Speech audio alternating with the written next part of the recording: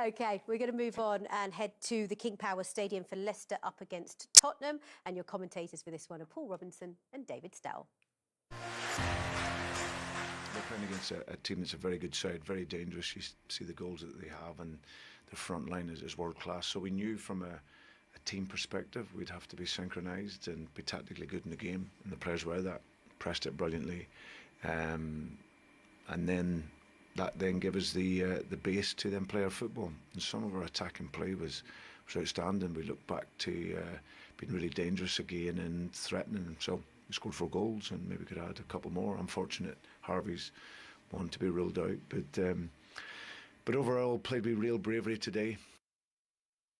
Happened also the same last season when we beat Man City.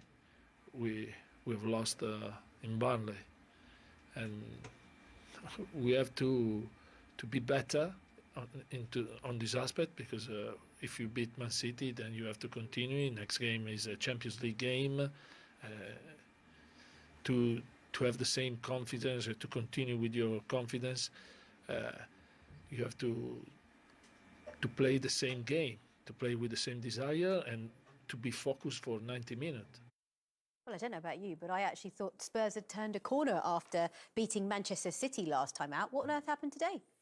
Yeah, just poor decision-making defensively, too open. Certainly not on Antonio Conte's side, because usually defensively they're quite rigid, quite structured.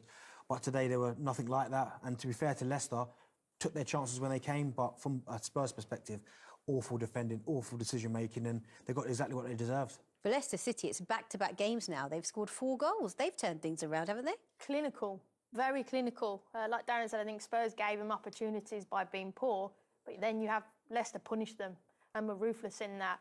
And it was a really good performance, especially from the attacking players. And it was good to see Antonio Conte back, wasn't it? We wish him all the best with his recovery.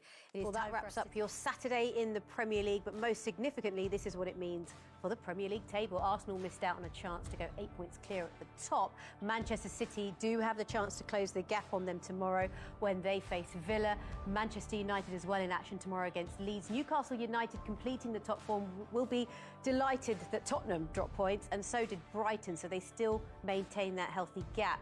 Fulham were the only team in the top half of the table to win their game today.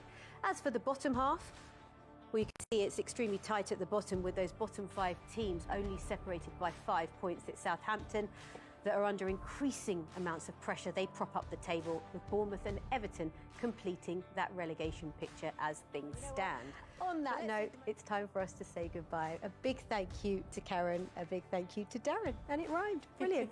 18 goals scored on another action-packed and eventful day in the Premier League, and we will see you tomorrow as we go again for more of the same. See you soon.